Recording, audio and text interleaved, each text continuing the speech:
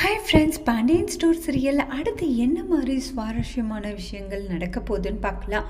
இப்போ ஒட்டுமொத்த உண்மையும் சரவணன் வீட்டில் இருக்கிற எல்லார்கிட்டையும் சொல்லிடுறாங்க.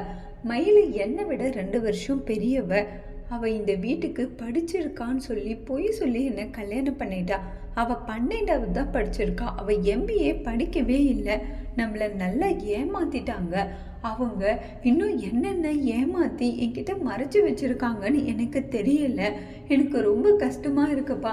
இதெல்லாம் தெரிஞ்சால் நீங்கள் தாங்கிக்க மாட்டீங்கன்னு தான் நான் சொல்லலைன்றாங்க. அந்த டைம் பார்த்து பேங்க்லேருந்து ஃபோன் வருது. நீங்கள் பேங்க்கில் வச்சுருக்கிற நகை எல்லாமே போலி, எதுக்காக நீங்கள் போலி நகையை பேங்க்கில் வச்சுருக்கீங்கன்னு கால் பண்ணி கேட்குறாங்க. அதுக்கப்புறமா ரொம்ப கோவப்பட்டு கோமதி, அந்த நகையும் போலிதானான்றாங்க. ஆமாத்தன்றாங்க.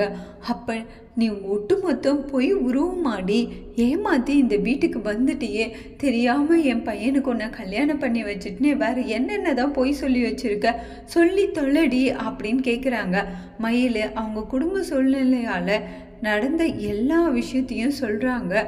இப்போ பாண்டியன் இதெல்லாம் உங்ககிட்ட நான் எதிர்பார்க்கவே இல்லைம்மா, படிக்கலைன்னு சொல்லியிருக்கலாம், பணம் இல்லை, நகை போட முடியலன்னு சொல்லியிருக்கலாம், அதெல்லாம் பண்ணாமல் இப்படி போய் சொல்லி ஏமாத்திருக்கீங்களேம்மா. என்னை பார்த்தா எல்லாருக்கும் ஏமாற்றணும்னு தோணுதா? நான் அவ்வளோ பெரிய முட்டாளா? ஐயோ, இனி நான் யாரை தான் நம்புறது எனக்கு புரியலையே. நான் தோற்று போயிட்டேன், எல்லார்கிட்டே ஏமாந்து போயிட்டேன், நெஞ்சு பிடிச்சிட்டு அப்படியே பாண்டியன் விழுந்துடுறாங்க. அதோட இந்த ப்ரெமோஸ் முடிச்சிருக்காங்க.